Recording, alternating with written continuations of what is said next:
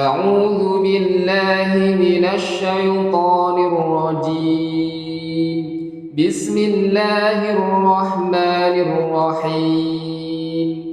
الذين يقولون ربنا إننا آمنا فاغفر لنا ذنوبنا وقنا عذاب النار.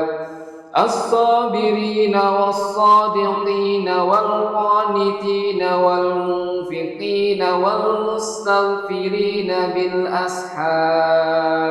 صدق الله العظيم. Assalamualaikum warahmatullahi wabarakatuh. Sahabat-sahabat sekalian, Allah Subhanahu wa taala berfirman dalam surat Al-Imran ayat 16 dan 17, bahwasanya orang yang beruntung, orang yang bertakwa adalah orang yang selalu berdoa kepada Allah tentang dua hal. Yang pertama yaitu faghfir lana dzunubana, memohon ampun atas segala hilaf, atas segala dosa yang diperbuat di masa lalu. Kemudian yang keduanya waqina adzabannar, dan senantiasa memohon perlindungan dari azab neraka.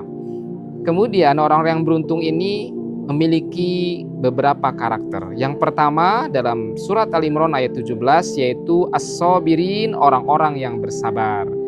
Buya Hamka menjelaskan bahwa orang bersabar berarti orang yang mencoba belajar dan terus-menerus setia bersama Allah dan Rasul-Nya dalam setiap keadaan. Terkadang kita bahagia, terkadang kita sedih, terkadang kita diberikan nikmat oleh Allah, atau terkadang kita diberikan cobaan.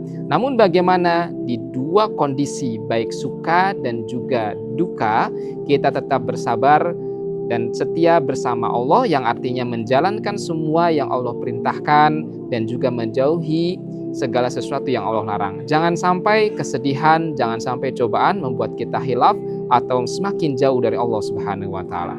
Kemudian as-shadiqin, yaitu orang jujur. Orang jujur itu berarti orang yang sesuai keteguhan hati yang ada dalam hatinya dan juga dalam perbuatannya. Misalnya, dan juga orang yang selalu membenarkan semua yang disampaikan oleh Nabi Muhammad SAW. Contohnya, ketika Nabi Muhammad SAW merintahkan kita untuk bersahur, karena dalam sahur itu terdapat keberkahan, maka tidak hanya melaksanakan sahur untuk menahan haus dan lapar, tapi orang yang bertakwa, orang yang beruntung adalah orang yang belajar bagaimana di bulan suci Ramadan terutama, yaitu melaksanakan sahur sebagai perintah, sebagai latihan bertakwa, latihan ketakwaan kepada Allah Subhanahu wa taala dengan keteguhan hati yang kokoh. Kemudian wal qanitin, yaitu orang-orang yang bersungguh-sungguh menjalankan ketakwaan kepada Allah Subhanahu wa taala. Buya Hamka menjelaskan bahwa al-qanitin adalah orang yang selalu menempatkan atau mendahulukan Allah dan Rasul-Nya dibanding dengan hawa nafsu atau kehendak pribadinya.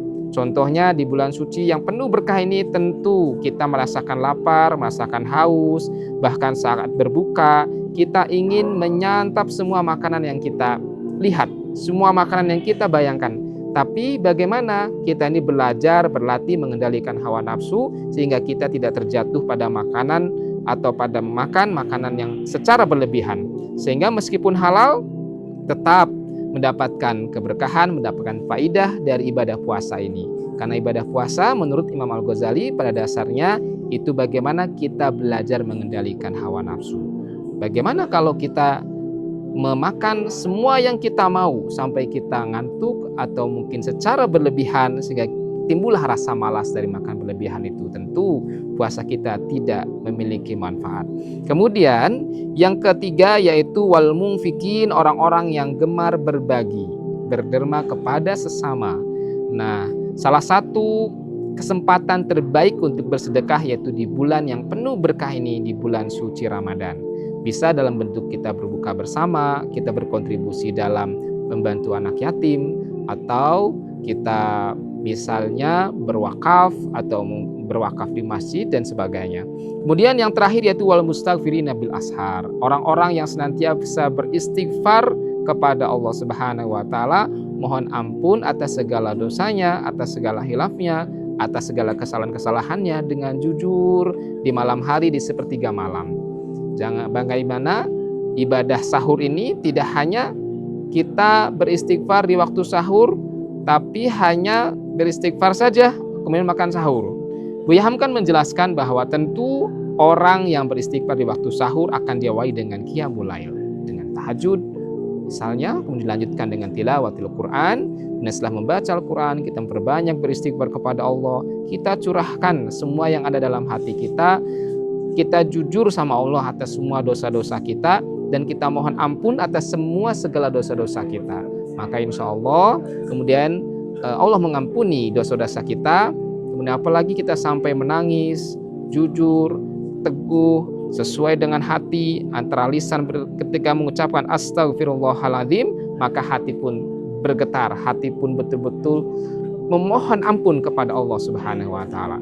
Kemudian setelah itu baru kita menyantap sahur, dan mudah-mudahan dengan niat tidak hanya menahan lapar dan haus, tetapi juga diniatkan menjalankan perintah Allah dan Rasulnya.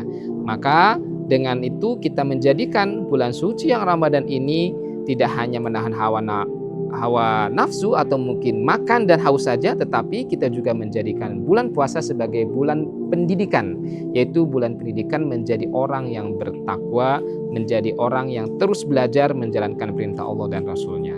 Terima kasih, mohon maaf jika ada kesalahan. Wabillahi taufiq wal hidayah.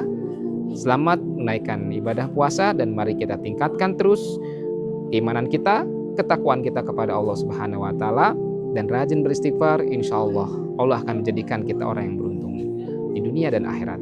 Wassalamualaikum warahmatullahi wabarakatuh.